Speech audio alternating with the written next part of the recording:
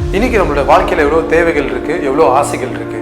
தேவைகள் அப்படின்னா நம்ம இருக்கிறதுக்கு வந்து ஒரு சின்ன வீடு, பசிக்கு வந்து ஒரு அறவேறு சாப்பாடு, நம்ம போட்டுக்கிறதுக்கு ஒரு 2 செட்டு துணி இருந்தால் போதும் அப்படின்னு சொல்கிறாங்க.